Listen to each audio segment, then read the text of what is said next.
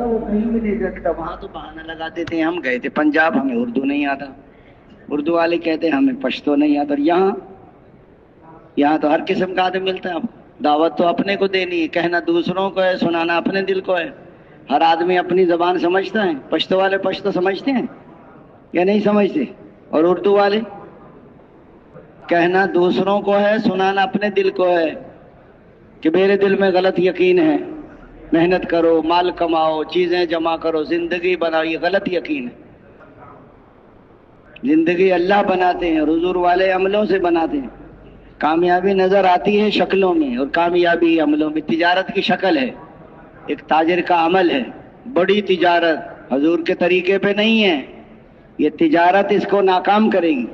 وقتی طور پہ مکان مل گیا، گاڑی مل گئی، یہ ہو گیا، لوگ بھی واہ واہ کر دیتے ہیں، تو واہ واہ سے نہیں کچھ بنے گا۔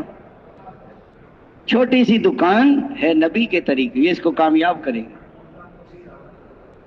کامیابی کا ذریعہ اللہ کا حکم ہے، حضور کا طریقہ ہے، لیکن حضور کے طریقے پر وہ چلے گا جس کے دل میں اللہ سے ہونے کا یقین ہوگا۔ حضور کے طریقے میں کامیابی کا یقین۔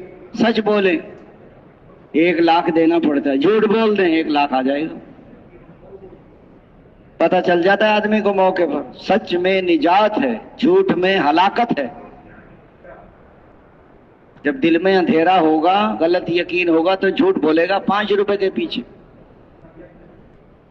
بعض تاجر کہتے ہیں جھوٹ کے بغیر تجارت ہی نہیں ہوتی۔ بتاؤ مسلمان کو ایسا کہنا کہ جھوٹ کے بغیر تجارت نہیں ہوتی۔ سچا تاجر، امانت دار تاجر کا حشر نبیوں کے ساتھ، صدیقین اور شہداء کے ساتھ ہوگا۔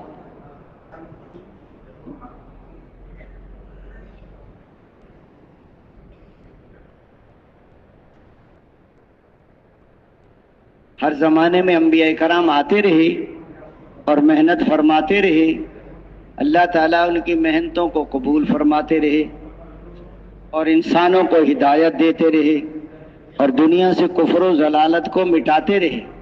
آخر میں حضرت محمد صلی اللہ علیہ وسلم تشریف لائے۔ آپ صلی اللہ علیہ وسلم نے محنت فرمائی، آپ صلی اللہ علیہ وسلم کی محنت کو اللہ تعالیٰ نے قبول فرمایا اور انسانوں کو ہدایت عطا فرمائی اور دنیا سے کفر و ضلالت کو مٹایا۔ آپ صلی اللہ علیہ وسلم اس محنت کو، اس ذمہ داری کو اپنی امت کے سپرد کر کے دنیا سے تشریف لے گا۔ بھی یہ ذمہ داری ہر امتی پر، مرد ہو، عورت ہو، بوڑھا ہو، جوان ہو، پڑھا ہو، ان پڑھ ہو، شہر